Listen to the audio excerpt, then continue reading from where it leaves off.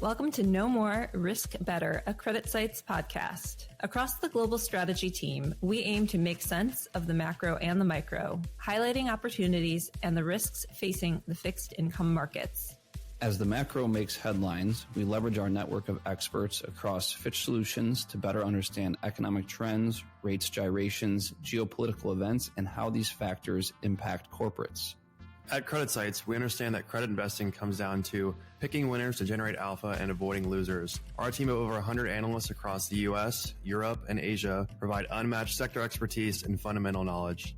In our weekly podcast, the strategy team offers a look at the conversations we have with our colleagues, including analysts, fellow strategists, economists, and leveraged finance market experts. If you want to know more so that you can risk better, you'll want to give this podcast a listen. Hello, everyone. Welcome back to the CreditSights No More, Risk Better podcast. This is Winnie Cisar, Global Head of Strategy at CreditSights. And today we are going global. We have Zerlina Zeng, our Head of APAC Credit Strategy, joining us from Singapore. It's very early in the morning for you, kind of late at night for me. Thus are the perils of having a global team, but also it's a great way to get some insight into what people are doing around the world in corporate credit and fixed income. Zerlina, thank you for joining me today. Thanks for having me, Winnie. It's always fun chatting with you. Zerlina, I have to say, you have such a great read on clients, what they're doing, what they're saying, and you recently had quite a trip traveling to Taipei and Hong Kong to meet credit investors. Can you just give us a quick overview of the different types of market participants that you met and how their views and positions are relevant for fixed income investors outside of Asia, for those of us maybe in the US or Europe? Yeah, sure. Thanks, Winnie. It was a fun week in Taipei with 38 Celsius degrees, super hot. We met a quite big, wide range of investors. So in Taipei, we met a lot of Chinese lifers, bank Treasuries team, some of the regional private banks, and local investment securities trust company, and as well as some of the trading desk. In Hong Kong, we met a few hedge funds, the syndicate desk, both the global syndicates and the regional syndicate, some of the regional and global private banks. I think it is important and relevant for global investors because these Asian investors, especially the Taiwanese lifers, Chinese lifers, they do have large positions in US Treasuries. And over the past 2 years, they have diversified to US IG, Euro IG, and some of the EM sovereign and corporate space. So their positions and their allocation changes are quite relevant for global credit investors. In addition, the Taiwanese lifers and the Chinese lifers sometimes as well, they do a lot of FX hedging activity. So this is relevant for the global FX market. Yeah, absolutely. I remember when I was on the trading desk at Wells, when we would roll in the morning, oftentimes around 6 a.m., the first question is always, what was Asia doing overnight? It really kind of set the tone for the day. And that seems to have continued. Nothing has really changed there. I think what has really changed in recent years is this massive rotation from money market funds into cash bonds. Although it seems like there's just cash everywhere. We've seen strong inflows almost across the board, which has been really a technical tailwind for spreads this year, especially in Asia IG. It's been kind of wild. What is your sense for cash levels and funding costs of some of the real money investors that you spoke with during the trip? We know that a lot of the Asia credit investors are a bit more focused on yield, which is still pretty good versus spreads, which are very, very thin. How are investors right now thinking about target yields? And then how do they kind of achieve those yields? Is it ratings based? Is there kind of a matrix of risk and yield? And how are we thinking about duration or reaching down in the rating spectrum? Yeah, I think the overall sense is the cash level was still very high. Probably higher than the pre-liberation days, but slightly lower than the conversation with the clients back in April and May. I think it's really because we don't have much new supply in Asia, and clients, they still have coupon payments, some of the bond maturities. A lot of them still prefer recycling the coupons in money market instruments for short-dated carry. People don't have very strong consensus in terms of duration, when and how much to put into the long long-dated US Treasuries or US credit, so money market instruments or sometimes floaters are really a preferred instruments for some carry. The funding cost looks still very high in Asia. For some of the bank treasury desks, they mainly do the interbank facilities. And 3-month CD is a good reference point, and they're talking about 4.35% for these wholesale dollar funding. For the hedge fund, the prime brokerage related cost is super high, about 6 to 7%. That also means these type of yield plus spread investors, it's a tough market for them to gain the spread in the Asia credit market. A lot of the real money investors in Asia, my sense is they are still yield buyers. For IG investors, they're targeting 5.5 to 6%. This range for high yield investors, 7 to 8%. That means it's very challenging if they just invest in the Asia ex-Japan dollar space. Right now, the Asia IG yield is already falling below 5%, and high yield is below 7%. So I think for them, it's a really big challenge over the next few months.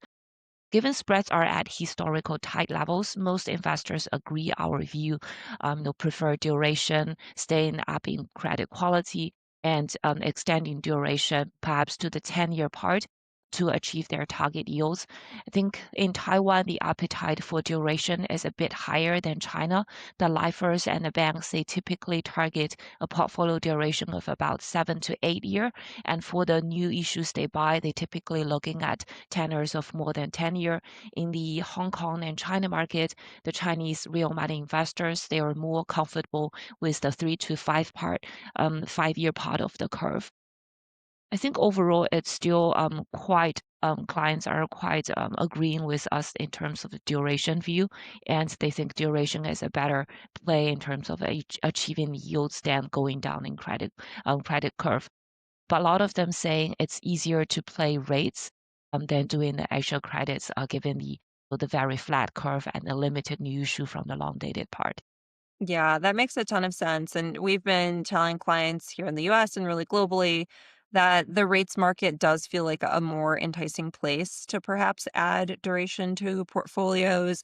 Because when we start thinking about the shape of the spread curve and some of the potential sensitivities of rates, really leg lower, what does that mean for credit spreads? If they really gap higher, what does that mean for credit spreads? A lot of those things give us a little bit of pause.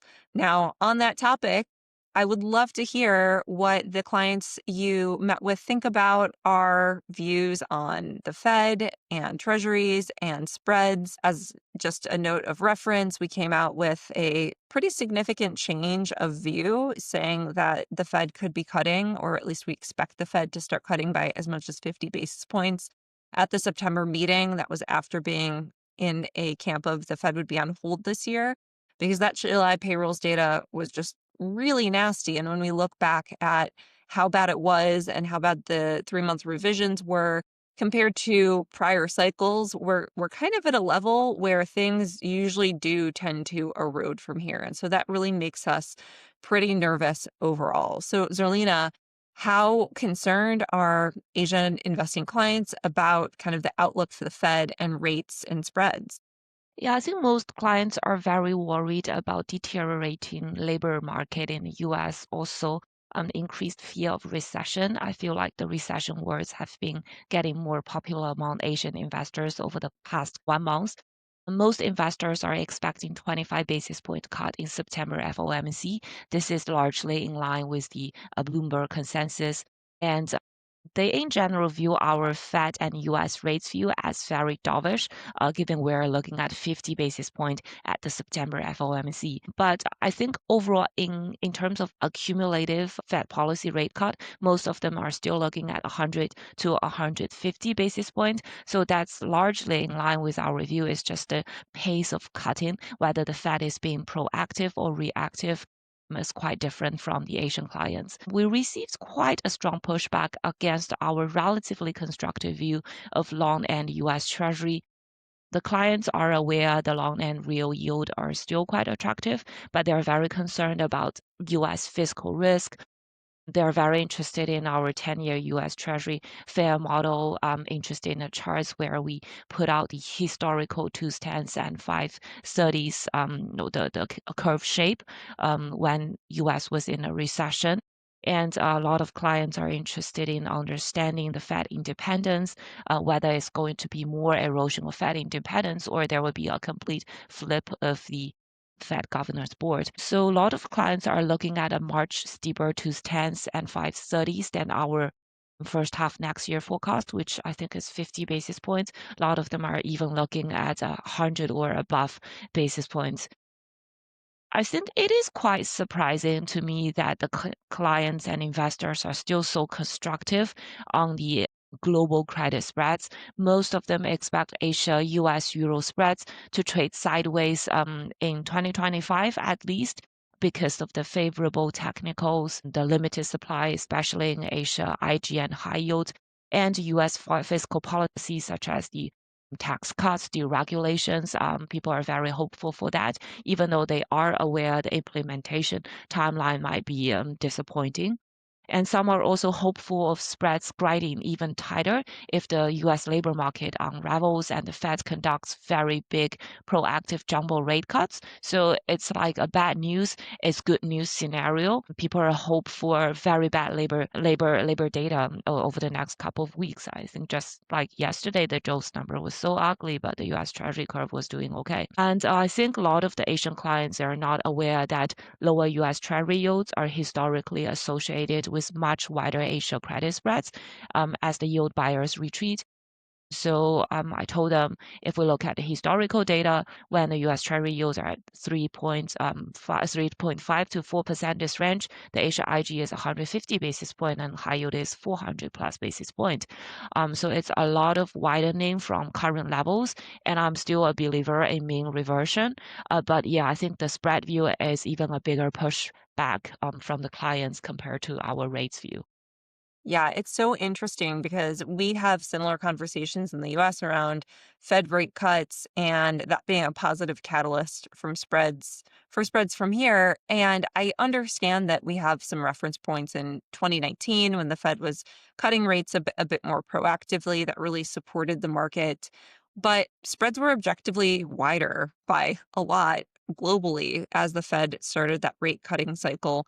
And also the labor market was doing really well or, comparatively better than where we have been more recently. And we also have just so many cross currents of management teams starting to talk more about the focus on profit margins, on potential cost savings. And that is usually a signal to me that, we should worry a little bit more about fundamentals.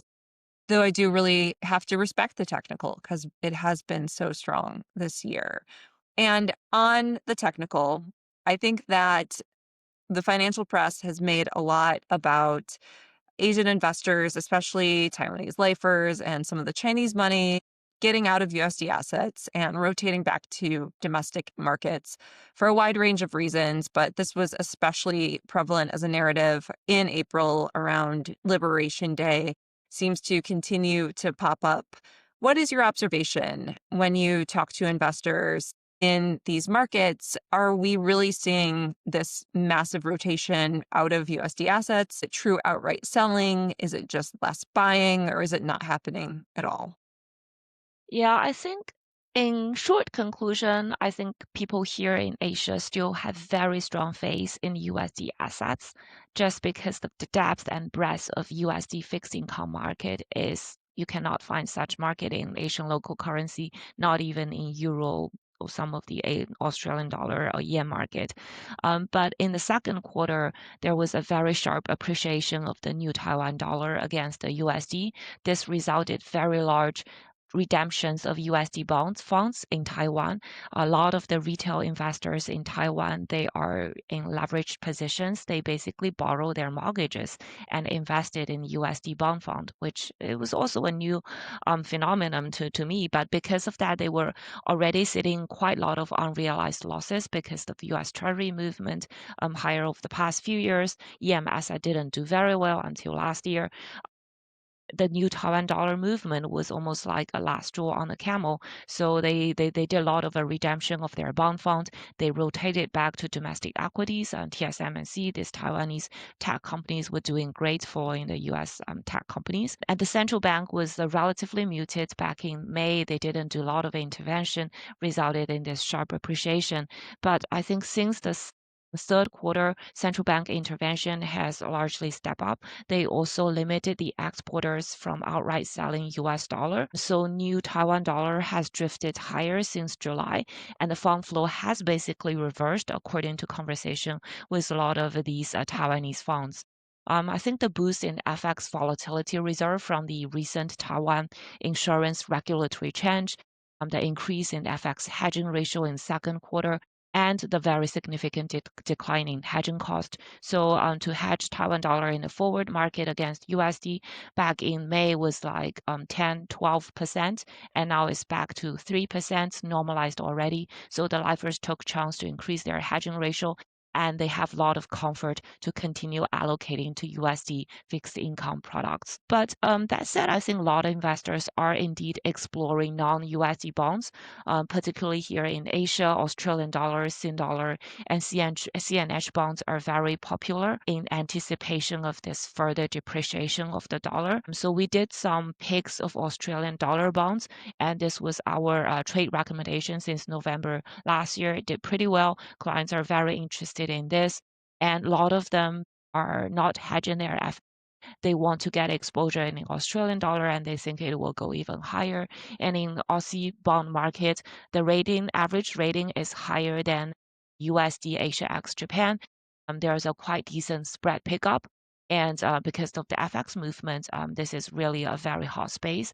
The new issue is also bigger than the Asia X Japan dollar. Now, Sing dollar, I think, is a slightly different story. The spreads are very tight because of the demand from local real money, insurance, and banks. But the news market always performed very well. And we got clients telling us they would just buy, they would get interbank intraday facility at very low cost, and they will buy the new issue without even looking at the name and the credit quality and flip in the secondary market, and for sure they're going to make money. So that's also very interesting. They also don't hedge. CNH is another interesting story because at the start of the year, the offshore CNH rates and onshore CNH rates has a big rate gap, as in the offshore CNH rates are much higher. So coupled with there's loosening of cross-border fund flow from the Chinese regulators, there has been a lot of fund into the offshore market. And naturally, they would prefer buy Chinese names and CNH. So year to date, it performed very well until about 1 month ago. The CNH rates went higher because people are also chasing onshore Chinese equities, and that drove bond fund rotation into the equities, and rates went higher. And people suddenly realized all the long-dated CNH bonds they bought into are basically a rates trading story, and all went underwater. So I think for the new issues ever since Temasek, which is about 1 or 2 months ago, everything went water. The conversation is people are waiting for a rebalancing of supply and demand in the offshore CNH market, waiting for more money from Chinese lifers coming down to the offshore market, also waiting for the new issue supply line to come down a bit. So I think into the second quarter, from the second quarter this year, there has also been some investment strategy change from the investment trust companies in Taiwan. And I think they are increasingly realizing they cannot just be doing passive investment, and they need to compete with the global fund houses. In the past, for credit investment outside Asia, they usually take advisory services from global funds, your PIMCO, BlackRock, AllianceBernstein, these ones.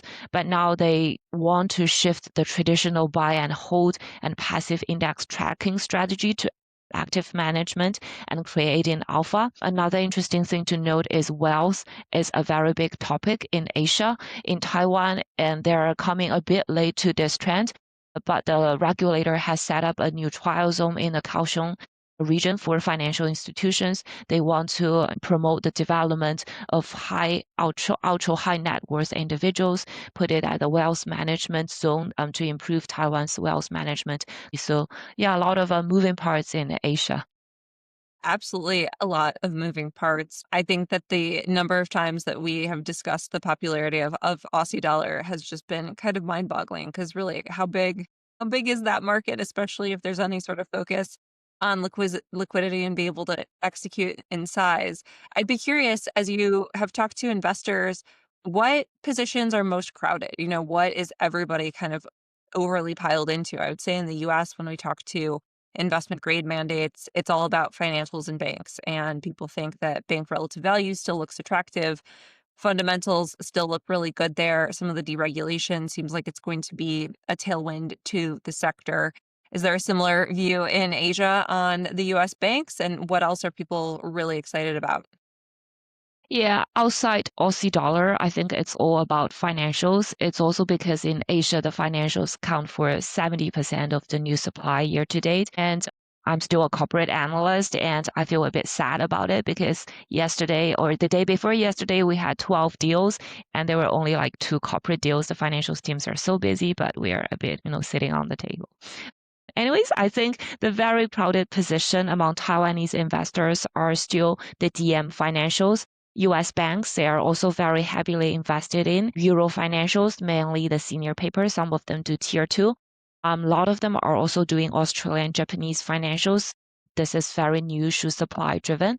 And GCC financials are also getting very crowded. We are seeing spreads of these senior papers tightening 20-30 over the past 2 months, and we have to quickly take profit on our outperform recommendations on GCC banks, which is a bit rare. We tend to have a 6 to 12 months long-term view, but we have to take profits very quickly because of the fast and furious spread movement. There is also increased interest among Taiwanese investment trust companies in sovereigns and corporates, LATAM and senior sovereigns and quasis, as well as some of US high yield BSL and fixed income related ETF products. We did highlight to them that the credit quality is likely deteriorate over the next 6 to 12 months, especially in the US high yield market, and we see less attractive risk or reward in this market, but they're still interested because high yield funds, if they're targeting 7 to 8%, that means in the high yield cash bond, they do have to do some triple C and single B, and they probably still need to go into the BSL market or even private credits. Absolutely. On the BSL and private credit market, that's for certain a place that I'm a little bit worried about fundamentals. Absolutely. So, what is more hotly debated? What is something that you feel like there's a little bit more of a two-way market? I think one interesting area is Japanese lifer subdebt. It is a bit linked to our earlier topic about FX and rates movement and impact on regional life insurance. I think the Japanese life insurance, they hold a lot of JGBs, and because JGB yields are going higher, they're sitting on very big unrealized losses. Most of this for them are classified as hold to maturity, but based on regulatory requirement, they do need to impair if their losses is more than 50%, not strictly implemented, but this is really a big concern for a lot of the investors. But because of Japanese lifer subdebt, this is still an area you can get some yield. Most of the real money clients, they do have positions in this, but they are getting more technical and trading more two ways. And I think Japanese financials in general, they have more participation from fast money and global real money. So it's more volatile, and during a market downturn such as Liberation Day or the Middle East escalation of tension, spread tend to widen a lot more than the other regional Asian financials. People are still very worried about the persistent spread gap of Japanese lifers with the Pan-Asia and regional insurance such as AIA and Prudential, and the large supply coming out from the sector, also the unhedged FX exposure. I think the other debated area is Middle East, GCC banks and GCC corporates. Despite the increased allocation to the region, people are in general concerned about headline risk, the spread volatility, and interestingly, for a lot of Chinese and Taiwanese banks, they already have very large loan book exposure to these major Middle East economies. So for their bank treasury team,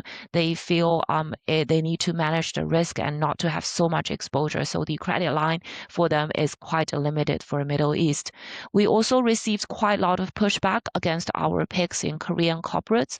I think the Korean equities had a very good performance year to date, and FX is strengthening because of the new president and the improving political sentiment. But people are concerned about the medium to long-term perspective of the Korean battery, semis, and auto sector. I think our US analyst has quite a lot about the semis AI overcapacity, the impact of tariff on the global auto sector. So this is still front and center in investors' mind.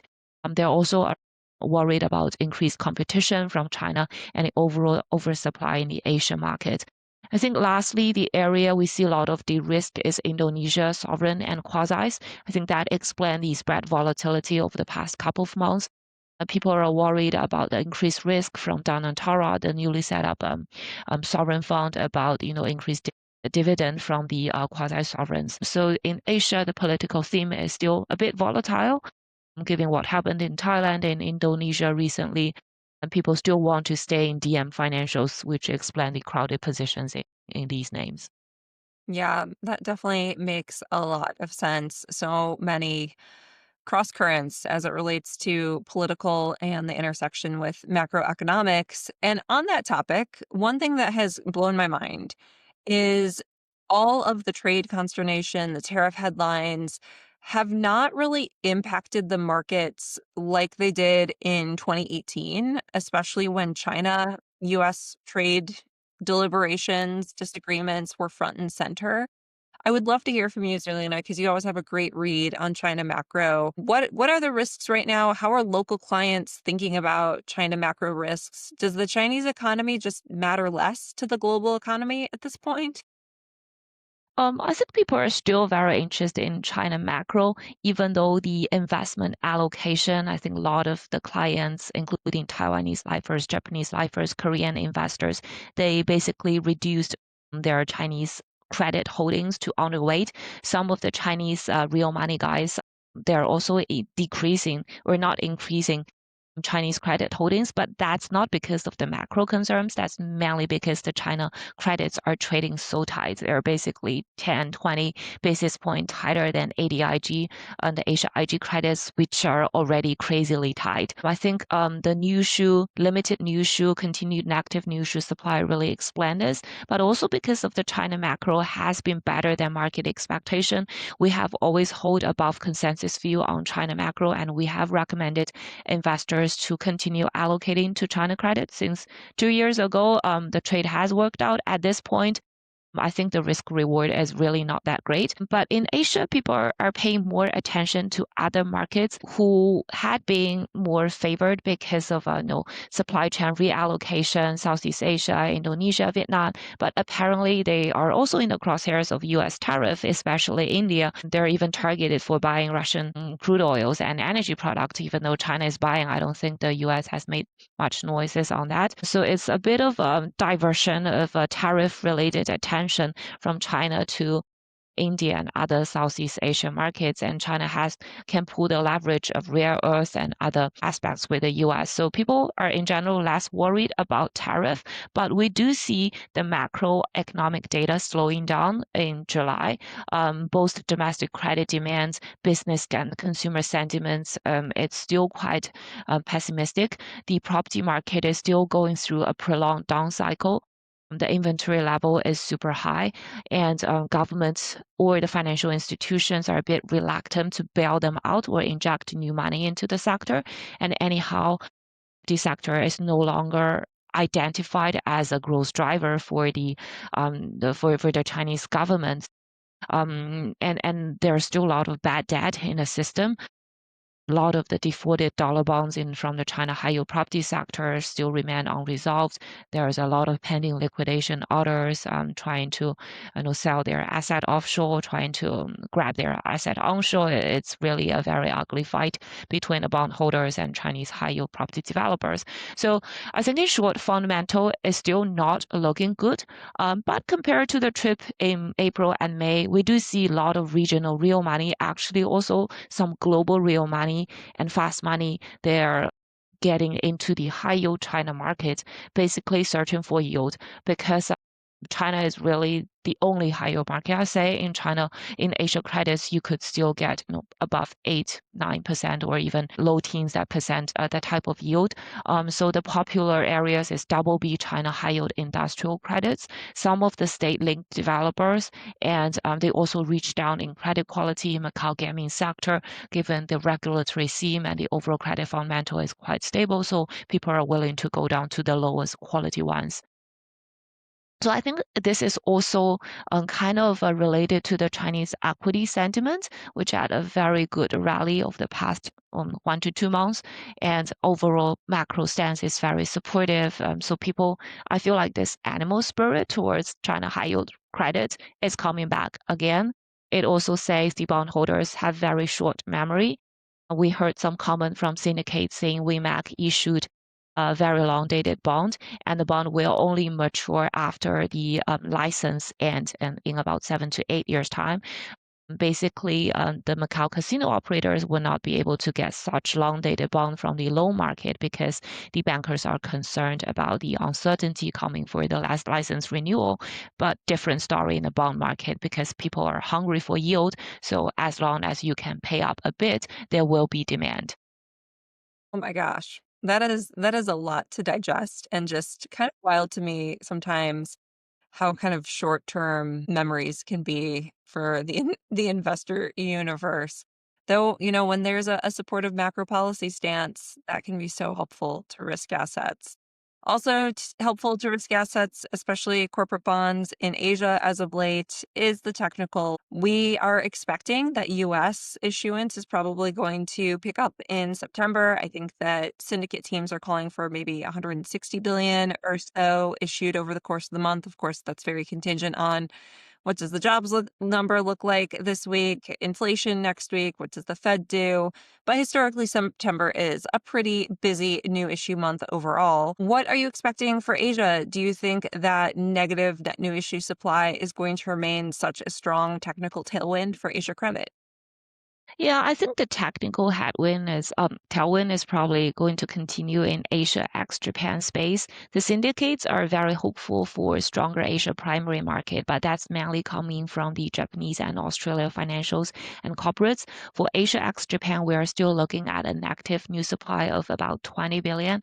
Year to date, the pace of issuance is about 75%, slightly higher than our expectation, but largely in line. I think next year might be a bit faster if rates are really going lower. I think a lot of the issuers, especially from China, Korea, they still need to tap the market for refinancing. New ticker-wise, Asia ex Japan, I doubt there will be many new ones, given the funding cost is still very elevated, and we do have a lot of banks willing to give out money, even long-dated ones, to some of the high-quality issuers. I think a lot of the new supply is coming from Japanese IG corporates, some of the utilities, trading companies, as well as jumbo issuance. This year we had NTT and Takata Pharmaceutical. This type of issuance will likely continue come to the market given the rates differential between the onshore yen versus the dollar has narrowed. And the comments from the issuer is the hedging cost has also, the swap cost has also come down quite a bit. So Japan will likely continue to be a very active market. Korean financials, corporates as well, because their local regulators want to encourage them to diversify their funding sources. So they're willing to come off to the offshore market, especially the corporate sector. We are still waiting for a quite big issuance pipeline till year end.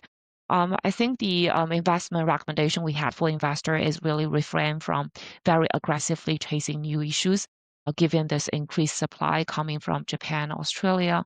And there is also a trend for hold to maturity, some of this type of real investors also flipping in the secondary market, which made the 1 or 2 weeks post new issuance, the trading will be very technical. All right, Zerlina.